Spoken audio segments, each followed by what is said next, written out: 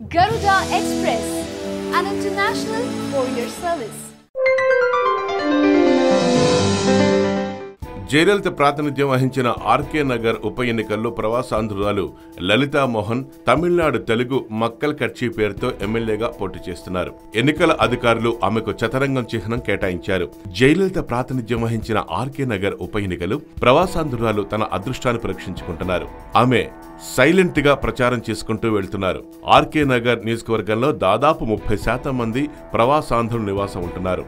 RK Nagar నియోజకవర్గంలో ఎవరు విజయం సాధించాలన్నా ప్రవాసాంధ్రుల ఓట్లు కీలకం. స్థానిక ప్రవాసాంధ్రులు ఎవరి వైపు మొగ్గు చూపుతారో వారినే విజయలక్ష్మి వరిస్తుంది. హోసూరు ఎమ్మెల్యే బాలకృష్ణారెడ్డి చెన్నైలోని పలు తెలుగు సంఘాల నాయకులతో చర్చించి టీటీవీ దినకరన్కు మద్దతు ఇవ్వాలని కోరారు.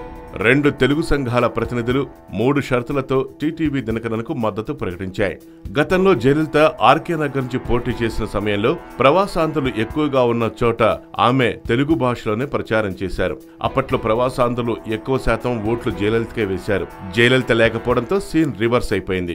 ఆమె మరణించడంతో ఆర్కే నగర్ లో ప్రవాసాంధ్రుల ఓట్లు చీలిపోతున్నాయి.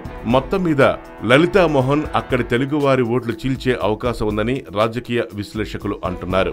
ఎన్నికల అధికారులు ఆమెకు చదరంగం అంటే చెస్ బోర్డ్ చిహ్నం కేటాయించారు. సీరియల్ నంబర్ 56 ఈవీఎంలో లలితా మోహన్ పేరు ఉన్నది.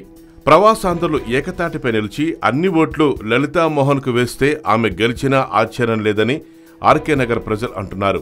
4 వర్గాలుగా ఆర్కే నగర్ నియోజకవర్గంలో ఇప్పటికే ప్రవాసాంధ్రులు జయలలిత మేనకోడలు దీప, పన్నీర్ సెల్వం వర్గానికి, దినకర్ వర్గానికి, లలితా మోహన్ కు మద్దతుగా ప్రచారం చేస్తూ 4 ముక్కలుగా చీలిపోయారు. అయితే లలితా మోహన్ తెలుగు ఓటర్లను ఆకర్షించడానికి తీవ్ర స్థాయిలో ప్రయత్నిస్తున్నారు. హాయ్ యోయో వ్యూవర్స్, సబ్స్క్రైబ్ చేసేటప్పుడు అక్కడ ఉండే గంట సింబల్ ను ప్రెస్ చేయడం మర్చిపోవద్దు.